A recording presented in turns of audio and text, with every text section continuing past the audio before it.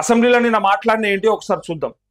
So దానికంటే ముందు ఇక్కడ కేటీఆర్ పై కేసు నమోదు చేసిన ఏసీబీ అధికారులు 4 సెక్షన్ల కింద నాన్ బైలబుల్ కేసులు నమోదు.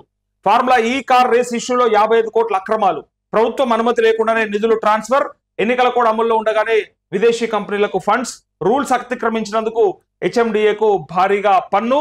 సో ట్రైపార్టీ అగ్రిమెంట్ అమల్లో ఉండగానే తప్పుకున్న స్పాన్సర్స్, హెచ్ఎండిఏను ప్రమోటర్ గా చేరుస్తూ మరో అగ్రిమెంటు, ఎఫ్ఐఆర్ లో పేర్కొన్న ఏసీబీ రంగంలోకి అధికారులు, నిధుల గోల్మాల్ ను సీరియస్ గా తీసుకున్న ప్రభుత్వం, అసెంబ్లీ సమావేశాల అనంతరం అరెస్ట్ చేసే ఛాన్స్, హైకోర్టులో క్వాష్ పిటిషన్ వేసే యోచనలో కేటీఆర్. సో ఏసీబీ స్పెషల్ బృందాలు ఏర్పాటు, అధికారులతో ఏసీబీ డీజీ ప్రత్యేక సమావేశం అంటూ ఇక్కడ A1 గా కేటీఆర్ చేర్చిండ్రు, A2 గా అరవింద్ కుమార్ ఐఏఎస్ కలెక్టర్ ని, so A3 BLN Reddy HMDA మాజీ చీఫ్ ఇంజనీర్. సో ఈ ముగ్గురుగా A1, A2, A3లుగా ఉంటే ఫస్ట్ మాత్రం వాళ్ళకి రాజకీయంగా అక్కడికొచ్చేది A1 గా కేటీఆర్ని అరెస్ట్ చేస్తే సరిపోతుంది. కేటీఆర్ని అరెస్ట్ చేస్తే ఇక వాళ్ళు సక్సెస్ అయిన ఫీలింగ్ వస్తుంది. ఇక ఎట్టి పరిస్థితుల్లో మేము అధికారంలోకి వస్తే కేసీఆర్ని, కేటీఆర్ని, హరీష్ని, కవితని జైల్లో పెడతామని చెప్పినటువంటి మాటల్ని ప్రజలకు ఏదో ఇక మేము చేసినాం చూడుండ్రి అని చెప్పడానికి ప్రయత్నం చేస్తున్నట్టుగానే కనిపిస్తా ఉంది. ఈ అవినీతిని మరి సమర్థిస్తావా? మరి అవినీతి ఇంత చేసిండు కదా అంటే ఇది అవినీత లేదంటే తప్పుడు నిర్ణయాల? తనేమన్నా దాంట్లోంచి తీసుకొని దాచుకున్నాడా లేదంటే ఇంకేదైనా జరిగిందా? ఇదంతా కూడా ఏసీబీ అధికారులు తేలుస్తారు. ఇక్కడ కూడా అధికారులు చెప్పింది ఏంది, ఫార్ములా ఈ కార్ రేస్ లో అక్రమాలు అనేదాన్ని ఎట్లా అంటే ప్రభుత్వ అనుమతి లేకుండా నిధులు ట్రాన్స్ఫర్ చేసిర్రు అని చెప్పి, ప్రభుత్వ అనుమతులు లేకుండా నిధులు ట్రాన్స్ఫర్ అయితే సో అది ఎన్నికల కోడ్ అమల్లో ఉండగానే చేయడం వల్ల ఆ విదేశీ కంపెనీలకు ఫండ్స్ అట్లా పంపించకూడదట. పంపిస్తే దానికి సంబంధించి రూల్స్ అతిక్రమించారు కాబట్టి భారీగా ట్యాక్స్ వచ్చింది. సో ఈ ట్యాక్స్ ద్వారా బయటపడ్డది. ఎట్లా అయింది అంటే కేటీఆర్ అప్పుడు ఓకే అన్నాడు సార్, అందుకోసం పంపించాల్సి వచ్చింది. సో ఆయన హయాంలో ఆయన మంత్రిత్వ శాఖలో ఉన్నప్పుడే జరిగింది అని చెప్పినప్పుడు ఇక ఆయనే A1 గా చేరుస్తూ తీసుకున్నారు. సో ఇట్లా తీయాలంటే ప్రతి దాంట్లో తీయవచ్చు, ఈ ఒక్క దాంట్లో కాదు, ఇక ఫార్ములా ఈ రేస్ కాదు, ప్రతి దాంట్లో ప్రతి నిర్ణయంలో ఎందులోంచి అయినా తీసుకోవచ్చు. నేనేమంటున్నా, ఆయన 55 కోట్లే చేయాలనుకుంటే అది పెద్ద మ్యాటర్ కూడా కాదు. 55 కోట్లు ఎట్లకెళ్ళనే చేయొచ్చు. కేటీఆర్ ఇలా దోసుకుంటే నేను సమర్థిస్తలే. నేను చెప్పేది ఒక 50 కోట్లకే కక్కుర్తి పడ్డా లేదంటే మరి అలాకెళ్ళి ఒక 10 కోట్ల 20 కోట్ల కమిషన్లకు కక్కుర్తి పడ్డా అంటే ఆయన తలుచుకుంటే ఆయన చేతిలో మొత్తం ఉండే, అలా అయ్యేదే ఉండే మొత్తం రాజ్యం అంతా. కావాలనుకుంటే ఎన్ని ఎకరాలు అంటే అన్ని ఎకరాలు ఎట్లా అంటే అట్లా ఆయనకి ఏ అవకాశం అన్నా ఉంటుండే. సో ఇలా నిజంగానే ఇలా హస్తం ఉందా? 1,00,000 కోట్ల ప్రాజెక్ట్ అని చెప్పిన కాళేశ్వరంలో దొరకబట్టారంటే పట్టరు. అత్యధికంగా ప్రజాధనం దుర్వినియోగం అయింది అని చెప్పినప్పుడు, సో వృధా అయిందని చెప్పినప్పుడు పెద్ద పెద్ద వాటిల్లో జరిగిన అవినీతి ఎందో తీయాలి కానీ ఏదో బుడ్డవరక లెక్క చిన్నది పట్టుకొచ్చి వీళ్ళకేంచి మళ్ళా అన్న 55 కోట్లు చిన్నదా? 55 కోట్లు ఆయన తీసుకున్నాను చెప్తలేనండి. 55 కోట్లు విదేశీ కంపెనీలకు పెట్టుబడులు ఇచ్చిండు, అక్కడ ఫండ్స్ ట్రాన్స్ఫర్ చేసిండు. సో పెట్టుబడులు కాదు అవి, సో ట్రాన్స్ఫర్ అయినాయి. అది ఆ ఫార్ములా ఈ కార్ రేస్ కోసం. సో ఆ డబ్బులల్లా మరి ఎవరు తీసుకున్నారు, ఏం తీసుకున్నారు అనేది బయటికి రావాలి. వస్తే 10,000 తీసుకున్నోనికైనా ఎవరికైనా ఖచ్చితంగా శిక్ష పడాలి. నేనేమంటా ఉన్నది, రాజకీయంగా కావాలని కక్షపూరితంగా చేస్తున్నదే లెక్క కనపడుతుంది తప్ప ఇది నిజంగానే దాంట్లో అవినీతి అంటే ఇంకా ఫోన్ ట్యాపింగ్ ఉండే, ధరణి ఉండే, వేలాది ఎకరాల భూములను అన్యాక్రాంతం చేసిండ్రు ధరణి అడ్డం పెట్టుకోని అని చెప్తే మరి దాన్ని ముచ్చట తీయరెందుకు? మరి దాంతో పాటు ఫోన్ ట్యాపింగ్ లా వేలాది కోట్ల రూపాయలు ట్రాన్స్ఫర్ అయినాయి, చాలా మందికి బ్లాక్మెయిల్ చేసి డబ్బులు తీసుకున్నారని చెప్పి రికార్డింగ్లు చేసి అన్నారు కదా, మరి దాని ముచ్చట ఎందుకు రాదు? అట్లే బతుకమ్మ చీరలలో ఒక 300 కోట్లు స్కామ్ జరిగిందని చెప్పినారు కదా, ఇటుపక్క వస్తే 1,500 కోట్లు గొర్రెల స్కామ్ అన్నారు. మరి ఇట్లాంటి వాటిలల్లా ఏమంటారు యాదాద్రి అట్లే ఈ భద్రాద్రి థర్మల్ ప్లాంట్స్ కి సంబంధించిన నిర్మాణాల్లో జరిగిన అవకతవకల్ని బయటికి కదా తీసుకురావాల్సింది. అతి చిన్న దాంట్లో పెట్టి పుసుకున్న ఇట్లా జైలుకు పంపించి జల్దీ తీసుకొచ్చినట్టు అయిపోతుంది. ఎట్లా అయిపోతుంది అంటే ఆయనకు కూడా భయం పోతుంది. అరే ఏదైనా పెద్ద దాంట్లో దొరికితే దొంగ అని పిలవడానికి ఉంటుంది, ఇలా దొరికితే ఇక పెద్ద దాంట్లో దొరికిన పెద్ద బాధంగా అనిపించదు. ఇక ఎట్లా ఒకసారి వేయించినాక ఇంకా మళ్ళీ పోమన్నా పెద్ద భయపడరు. ఇక ఫస్ట్ టైమే ఉంటుంది ఎప్పుడైనా కూడా, ఏదైనా మొట్టమొదటిసారి జరిగేటప్పుడు ఉంటుంది. సో కేటీఆర్ ని ఇది రాజకీయంగా ఇబ్బంది పెట్టడానికి చేసే ప్రయత్నం లెక్కనే కనిపిస్తుంది తప్ప నిజంగా దోషి అయితే, నిజంగా తప్పు జరిగితే అవేంటియో బయటపెట్టురు. ఇక ఇప్పుడు చెప్పారు కదా, ఆయన ఏమన్నాడు, నా ఎంటిక కూడా బీక్కోలేరు, ఏం బీక్కుంటారో పీక్కోరని చెప్పాడు. ఏం చేస్తారో చేసుకోండి, ఎన్నో దొరకబడతారో పట్టుకోండి, నేను అస్సలే తప్పు చేయలేదు, చేసి ఉంటే కనుక నేను దేనికైనా సిద్ధం అని చెప్పి అన్నాడు. సో ఆయన అన్న మాట ప్రకారం మీరు నిజాయితీగా మీరు రాజకీయంగా కక్ష తీర్చుకోవడానికి కాకుండా ఆయన చేసిన తప్పేందో బయట పెట్టండి. ప్రజలు ఏమి బాధపడరు. కవితను లోపల పెట్టినాడు, ఒకటి బాధపడలే. ఇప్పుడు కేసీఆర్ను పెట్టినా బాధపడరు, కేటీఆర్ను పెట్టినా బాధపడరు. ఎందుకంటే తప్పు చేస్తే పోనీ అంటారు, క్షమించదు. తెలంగాణ సమాజం ఏం క్షమించదు అట్లా.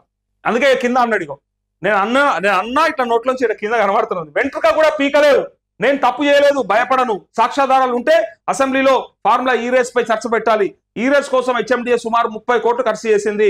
దానివల్ల హైదరాబాద్ నగర ఆర్థిక వ్యవస్థకు 700 కోట్ల ప్రయోజనం అంటూ బీఆర్ఎస్ వర్కింగ్ ప్రెసిడెంట్ కేటీఆర్. ఇక మా అన్నను అరెస్ట్ చేస్తారా అని ఆరాధిస్తున్న గులాబీ ఎమ్మెల్యేలు ఏసీబీ కేసు నమోదుతో అసెంబ్లీ లాబీలో హాట్ టాపిక్ అంటూ కేటీఆర్ ఖచ్చితంగా అరెస్ట్ కావాలి, ఖచ్చితంగా కావాలి.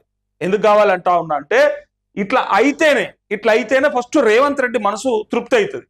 ఫస్ట్ ఇక తెలంగాణ సమాజం తృప్తి పడుతుందా లేదా సెకండరీ, కానీ ప్రైమరీగా ముఖ్యమంత్రిగా ఉన్నటువంటి రేవంత్ రెడ్డి మనసు అయితే తృప్తి అవుతుంది. నన్ను ఆనాడు బెడ్రూమ్లోకి వెళ్ళి అనామతం పిట్టపిల్లను ఎత్తుకపోయారు కాబట్టి ఆ కుటుంబంలోకి వెళ్ళి ఒక్కళ్ళు నన్ను అరెస్ట్ చేపిస్తా అని చెప్పి ఆయన పంతం పట్టుకున్నాడు.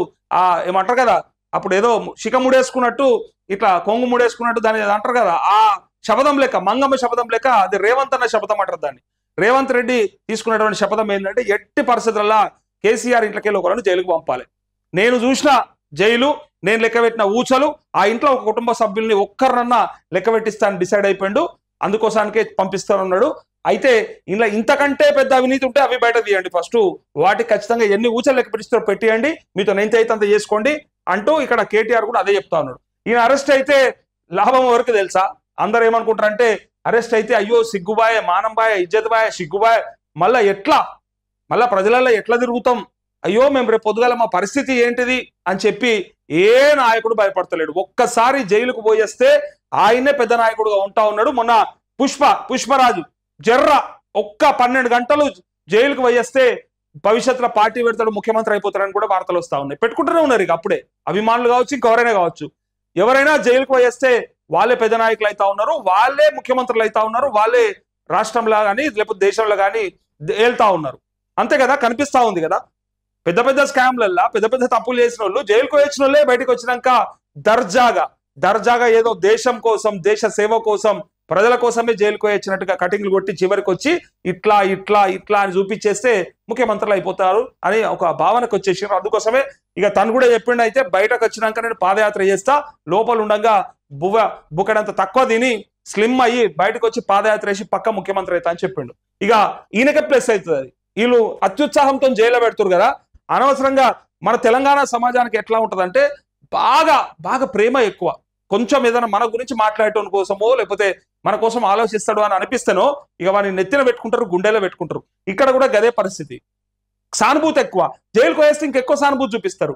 అరే మొన్న చూసారు కదా మీరు, మొన్న ఎవరిని అల్లు అర్జున్ అరెస్ట్ చేస్తే మొత్తం తెలుగు సినిమా ఇండస్ట్రీ అంతా వాళ్ళ ఇంటికాన్నే, ప్రతి హీరో ఆడికే పోతాడు, ప్రతి యాక్టర్ ఆడికే పోతాడు, అందరు పోయి పలకరిచ్చేస్తారు. ఏదో ఆయన దేశానికి ఏదో చైనా బార్డర్లో కొట్లాడొచ్చినట్టు, లేకపోతే ఇంకొంచెం ముందర పోయి పాకిస్తాన్ బార్డర్లో ఫైట్ చేసి వచ్చినట్టు ప్రతి ఒడు పోయి పరామర్శిస్తాడు. 12 గంటలు ఎట్లా ఉన్నావు అల్లు అర్జున్ ఎట్లా ఉన్నావు అర్జున్, అక్కడ ఏం చేసినావు అర్జున్, ఏం తిన్నావు అర్జున్, ఏం పెట్టిరు అర్జున్ అని అడిగినట్టుగా వీళ్ళేదో ఆయన పోయి పరామర్శించి వచ్చిర్రు. అదే చనిపోయిన ఆ తల్లి కుటుంబంకి పోయినోడు ఒకడు. అట్లే ఆ బాబుని చూడ్డానికి కూడా నిన్నేదో అలా నాయన పోయొచ్చినట్టుండు అరవింద్. కానీ మరి అటెందుకు పోరు? అసలు సమస్య ఎక్కడ ఉంది? సమస్యల్లో ఇరికిచ్చిన దగ్గరకేమో అందరు కలిసిపోయి పరామర్శించి వస్తారు. సమస్యల్లో ఉండి ఆ కుటుంబాన్ని ఇలా సర్వనాశనం చేసుకున్నటువంటి ఆ కుటుంబాన్ని మాత్రం పలకరించడానికి ఒక్కడు దిక్కుండడు. ఇక్కడ కూడా అంటే సానుభూతికి ఎక్కువ, జైలుకు వేస్తే ఎక్కువ సానుభూతి వస్తుందని చెప్తున్నా. సస్తే రాదు సానుభూతి, జైలుకు పోతేనే వస్తుంది. అందుకే కేటీఆర్ జైలుకు పోతే సానుభూతి వస్తుంది, ఆయనకు ప్లస్ అవుతుంది. రేవంత్ రెడ్డి మీద వ్యతిరేకత ఇంకెక్కువైతుంది. చివరికి ఈయన ముఖ్యమంత్రిగానే చేస్తాడు, ఆయనే చేసేటట్టు. ఈయనంతలో ఈయన అయ్యేటట్టు లేడు. దొరకబట్టి వీళ్ళే తీసుకుపోయి కేటీఆర్నో లేకపోతే మళ్ళా కేసీఆర్నో కవితమ్మనో తీసుకుపోయి పైన కూర్చోబెట్టేట్టున్నారు, గద్దె మీద కూర్చోబెట్టి వాళ్ళే గెలిపించేటట్టున్నారు వాళ్ళు చేసే తప్పిదాలతో. ఇప్పుడు రేవంత్ రెడ్డి అట్లా చేసి వీళ్ళే. యాక్చువల్గా రేవంత్ రెడ్డి అంటాడు యాడుంటుండే, కొడంగల్లో కొనాకుంటుండే. అందరు కలిసిపోయి ఈ ట్రబుల్ షూటర్, ఈ షూటర్, ఆ షూటర్ పోయి ఆయన తాడ ఓడిచ్చొచ్చిరు. పట్నం నరేందర్ రెడ్డిని గెలిపించి ఆయన ఓడిచ్చిరు. ఆయన గెలిచి ఉంటే గాంధీ మూలకు పడి ఉంటుండే, గెలిచి ఉంటే కొడంగల్ గాంధీ మూలకు పడి ఉంటుండే, వచ్చిడా ఎనడో ఒకనాడు అసెంబ్లీలో మాట్లాడి గది వీక్తుండే, మళ్ళీ గదే జాలు లేకుండా పోతుండే. కానీ ఆయనను ఓడగొట్టినందుకు వచ్చి ఆయనతో ఎంపీగా ఇక్కడ పోటీ చేశాం మల్కాజ్గిరిలో. అక్కడెక్కడనో చూడొద్దు ముఖం అనుకున్నోని తీసుకొచ్చి రోజు ముఖం చూసినట్టుగా చేసుకున్నారు. రోజు ఇన్నే హైదరాబాద్ పార్లమెంటు సభ్యుడు అంటే, మల్కాజ్గిరి పార్లమెంట్ సభ్యుడు అంటే పక్కా ఆయనని ప్రతి కార్యక్రమానికి ప్రోటోకాల్, ప్రతి కార్యక్రమంలో చూడాలి. మోడీ వచ్చినా చూడాలి, ఎవరు వచ్చినా ఈయన పోవాలి, ఈయన రిసీవ్ చేసుకోవాలి. పోయి ఎక్కడ రిబ్బన్ కటింగ్లు చేసినా కూడా రేవంత్ రెడ్డి అని అడిగే పరిస్థితి వస్తుంది. అందుకే ఎక్కడైనా ఒకరిని మనం ఎంత తగ్గించాలని చూస్తే ఆడంత పెరుగుతూ ఉంటాడు, ఎదుగుతూ ఉంటాడు. మనము అవతలోని కాన్సన్ట్రేట్ చేయకపోవడమే కరెక్ట్. వాడిని టార్గెట్ చేస్తే వాడు నీకు మించిపోతాడు, నేను దాటిపోతాడు. అనవసరంగా టార్గెట్ చేయొద్దు. ఇక్కడ కొడంగల్లో ఓడిపోతాడు అని అనుకున్న నాడు అసలు ఓడించకుండా సప్పుడేక ఊకుంటే ఆయన తల అటే ఉంటుండే. ఇప్పుడు ఆయన ఓడించి తీసుకొచ్చిన ఏకుని తీసుకుపోయి మేకి చేసుకున్నట్టు అయిపోయింది. ఇప్పుడు అక్కడ వచ్చి ఏం చేసిండు, తీరా రాష్ట్రం అంతా తిరిగి ఆయన పిసిసి అధ్యక్షుడిగా చేసుకొని ఫైనల్ గా ముఖ్యమంత్రి అయిపోయాడు. అసలు ఎమ్మెల్యేగానే కనబడొద్దు అనుకున్న ఆయన అసెంబ్లీలోనే చూడొద్దు రేవంత్ రెడ్డి అనుకుంటే ఈ కేసీఆర్ కుటుంబం మొత్తానికి తెచ్చుకొని ముఖ్యమంత్రిగానే చేసుకున్నది. వాళ్ళే చేసిరు, అనవసరంగా చేసిరు. లేకపోతే అసలు ఎంతమంది నాయకులు ఉండే కాంగ్రెస్ లో, ఎంత పెద్ద పెద్ద ఏమాహేమీలు ఉండే, ఉద్దండులు ఉండే.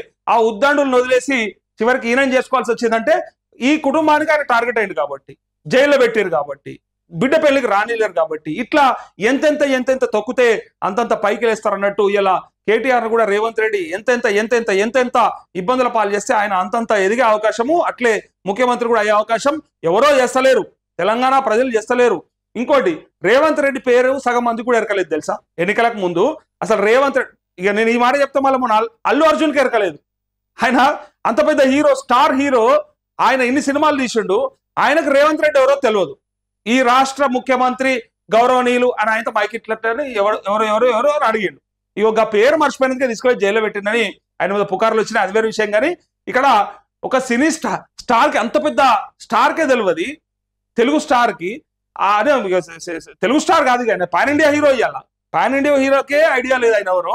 ఇక రేవంత్ రెడ్డి పేరు గ్రామాలలో ఏ మేరకు చెప్పు, కాంగ్రెస్, ఇందిరమ్మ, వైఎస్ రాజశేఖర రెడ్డి అని గీల పేర్లు ఎరక.